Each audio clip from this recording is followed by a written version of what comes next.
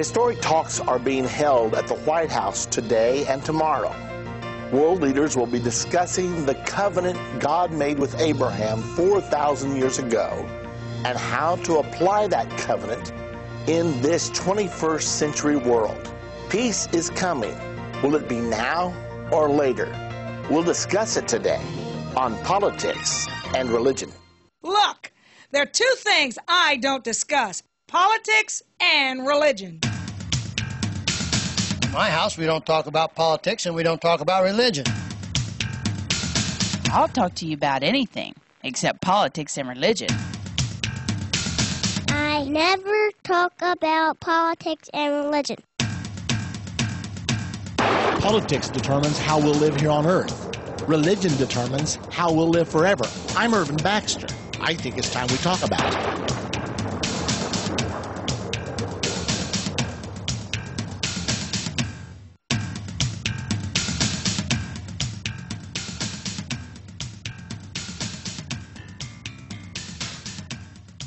It's another big news day, a lot of things going on around the world, and I want to start with something that happened in Washington, D.C. on Saturday. Glenn Beck's Marriage of Politics and Religion. This article caught my eye for obvious reasons. It's the name of our program, but it actually is the title of an article in the Washington Post. Beck's Marriage of Politics and Religion, Raising Questions. And just by way of interest, the article starts out: a few weeks before organizing a massive rally on the Mall that had the feel of a religious revival, Glenn Beck sought the blessing of some of the country's most prominent conservative Christian leaders. The Fox talk show host wanted their support as he shifted from political commentary to a more spiritual message, he told the group of about 20. "This is where God is leading me," Beck declared, according to Richard Land of the Southern Baptist Convention, who was there, along with Focus on the Family founder James Dobson. Land said most in the group found Beck's faith genuine and heartfelt, although not everyone agreed to embrace him publicly. So very interesting what's happening here. Glenn Beck has shot to the top as far as talk show popularity goes. People have rallied around him, and there probably would not be a Tea Party today were it not for Glenn Beck. And that Tea Party now is giving us quite a number of successful candidates. The news just arrived that Mr. Miller from Alaska has now been declared the winner in Alaska of the U.S. Senate race for the Republican nomination. Somewhat of a shocker, relatively unknown, displacing a veteran senator. So this is happening all across the country, and Glenn Beck is being given considerable credit for these things. Of course, Sarah Palin campaigned personally for Mr. Miller, and consequently, a lot of people are saying that she was the one that really tipped the scale. If that is true, it's of additional interest that she's stopping in Iowa.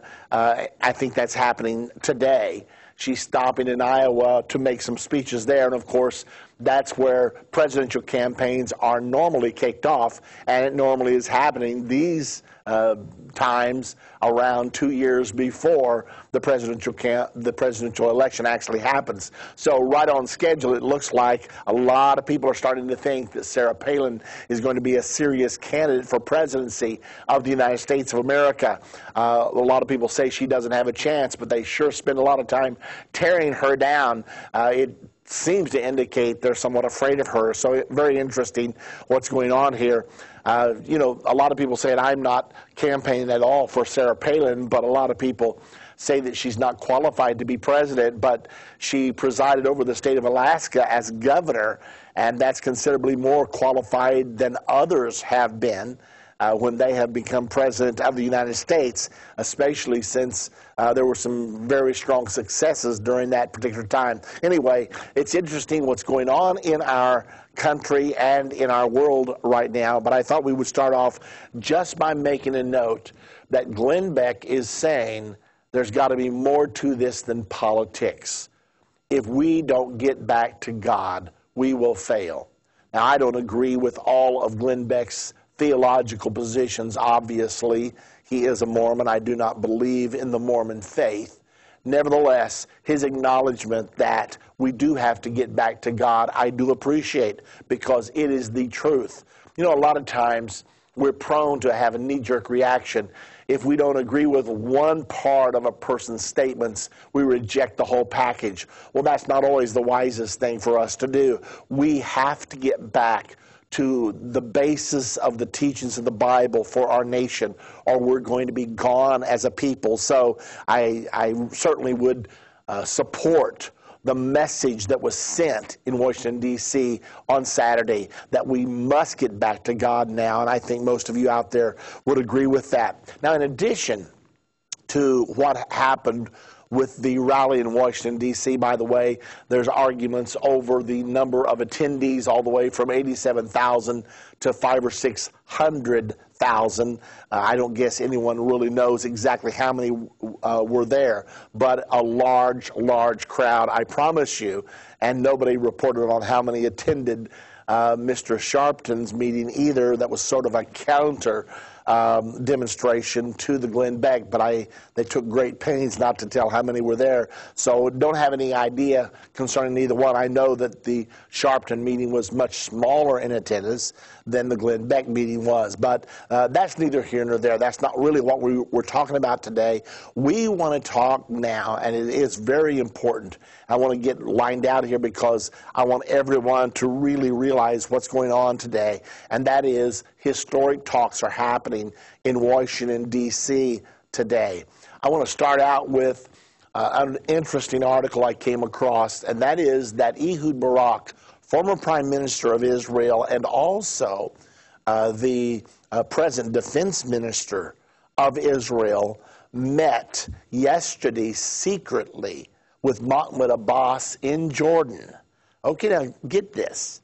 A lot of people are saying these talks are not serious, and yet you have the Defense Minister of Israel, former Prime Minister, one of Israel's most decorated soldiers, if not the most decorated soldier in the modern state of Israel.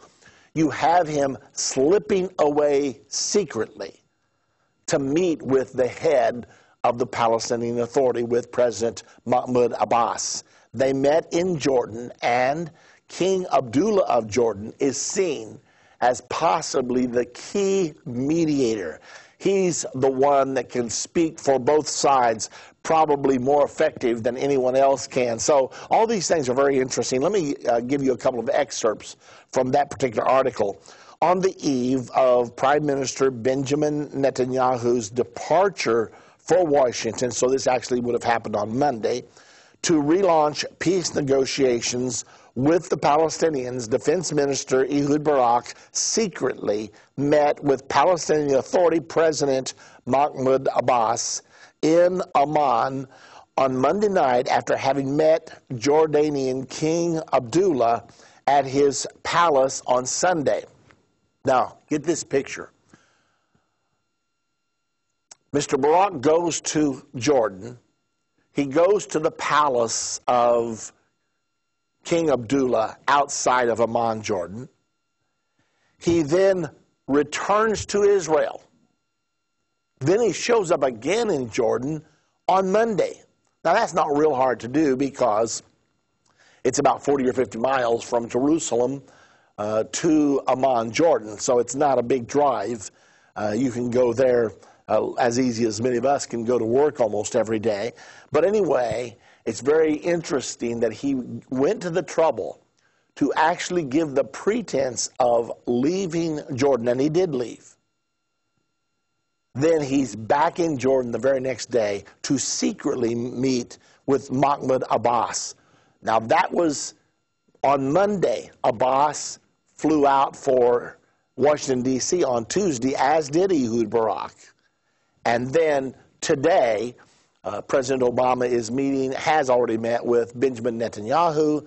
And of course, at that meeting, the aftermath of the meeting, both Netanyahu and